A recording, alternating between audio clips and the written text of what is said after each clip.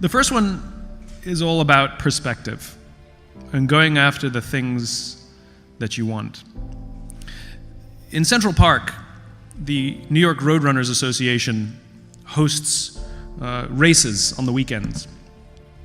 And one weekend, I ran a race with one of my friends. And at the end of the race, which they sometimes did, they had a sponsor who would give away something, apples or bagels or whatever it was. And on this particular day, they were giving away free bagels.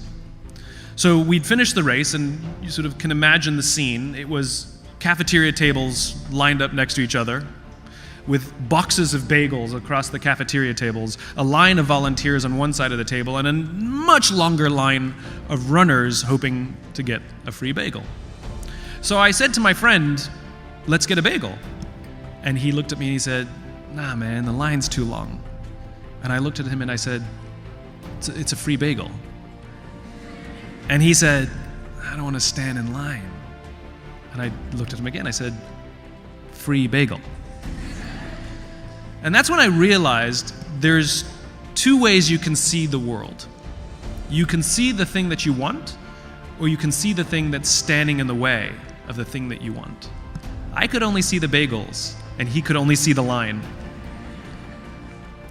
And people who can see the bagel, people who can see the thing that they want, the things that are getting in the way are actually diminished in size. They're just obstacles to go over or around. It's an opportunity for invention or innovation. Whereas people who can only see the obstacle and literally lose sight of why they set out on the journey in the first place, they become stunted by fear or overwhelmed by the challenge ahead of them. So advice that I learned, piece number one, see the bagel.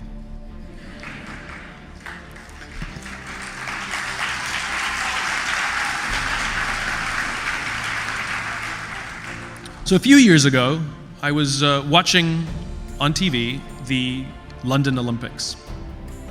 And I realized, I sort of noticed all of the journalists would ask all of the athletes the same question. Were you nervous? Or are you nervous? And astonishingly, all the athletes gave the exact same answer. No, I was excited. So if you think about what the characteristics of nervousness are, right? Your heart starts pounding, your hands may get a little clammy, you start thinking ahead about what will happen. Well, what are the characteristics of excitement? Your heart starts pounding, your hands may get a little clammy, you start looking forward to what may happen. In other words, it's the exact same thing. And what these elite athletes had done, either naturally or they trained themselves to do, was to interpret nerves as excitement. So of course, I tested it. I was on a plane, and it got really bumpy. And I gripped the seat, and I got nervous. And I said out loud to myself, "This is exciting." And I felt fine. So you're going to face some of the biggest challenges of your life as you go forward. You think this was the hard stuff. This was the easy stuff. So before you see anything, as you're going for your bagel, and you start to get nervous, just remind yourself, this is exciting. Perspective matters. The United States Navy SEALs are considered one of the most elite forces in the world, one of the highest performing groups of people on the planet. To become a Navy SEAL, they have to go through something called BUD/S, which is a multi-month selection process which destroys their bodies, and the vast majority of people will drop out and never become SEALs because it is so aggressive. A former SEAL was asked, what kind of person makes it through BUD/S? And the SEAL responded, I can't tell you the kind of people that make it through, but I can tell you the kind of people that don't make it through. He said, the preening leaders who like to delegate everything, none of those guys make it through. He said the star college athletes who've never really been tested to the core of their being, none of those guys make it through. He said the guys that show up with bulging muscles covered in tattoos who want to show everybody how tough they are, none of those guys make it through. He said some of the guys who become SEALs are skinny and scrawny. He said some of the guys who become SEALs, you will actually see them shivering out of fear. He said, but there's one thing they all have in common. He said when they're emotionally exhausted, when they're physically exhausted, when they have absolutely nothing left to give, every single one of them is able to dig down deep inside of themselves to find the energy to help the guy next to them. Those are the guys that become SEALs.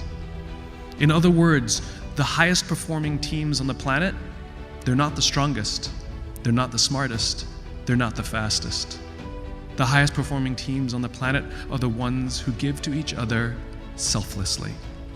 They commit themselves to taking care of each other. And this is what makes a great team. Never forget, you are here because someone took care of you, and you have a responsibility to take care of others. This is what makes you great. This is the core of leadership. We're often told that we all have to be better listeners. You should listen more, we're often told. But the problem is, as human beings, we communicate. And communication involves both listening and speaking. So simply telling people to be a better listener is actually not very helpful advice. Nelson Mandela is regarded as one of the world's great leaders. And the reason Nelson Mandela is a very important case study is because he is universally regarded as a great leader. No matter what country you go to in the world, people will acknowledge his leadership ability. Other leaders, depending on the nations you go to, it changes. But Nelson Mandela is universally regarded as a great leader, which is why he's an important case. And a journalist once asked him, how did you become a great leader? Now, Mandela actually grew up the son of a tribal chief. And he said to this journalist, I remember when I was a boy, I would attend tribal meetings with my father. And I always remember two things. One, they always sat in a circle, and my father was always the last to speak. And this is what it means to be a great listener. It doesn't mean you don't have the opportunity to speak. It means you allow others to speak before you. It is one of the greatest skills you will ever learn, to allow others to feel heard. It's the great leaders who do not start the conversation, they end it.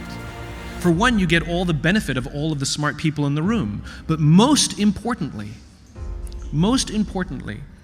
the people who are there to work with you will feel heard. And even if we know the answer, simply walking into a meeting, walking into a classroom to impress everybody that you have the answer makes others feel bad, and they won't want to help you in the future. Practice being the last to speak when you're on a team. It's a remarkable, remarkable skill. We confuse moments of happiness with joy and fulfillment. We confuse winning a piece of business, getting a promotion, getting an award, getting recognition, doing well on a test with actual deep fulfillment. Those experiences are wonderful, but happiness is fleeting. There's not a single person in this room, absolutely zero, who's walking around with an amazing sense of accomplishment for that test that you aced a year ago. That feeling is gone. Fulfillment is something entirely different. It's something you carry with you on a daily basis, whether you're enjoying the day or not. It's like loving your family. You may not like your family every day, but you love your family every day. One is fleeting, the other is lasting. And serve those who serve others, and you will live a life of joy and fulfillment. I'll tell you one more story. There was an undersecretary who was invited to give a speech at a large conference, about 1,000 people. And he was up there on the stage giving his prepared remarks with his PowerPoint presentation behind him, sipping his coffee from a styrofoam cup. And upon one of the slides, he looks down and he smiles.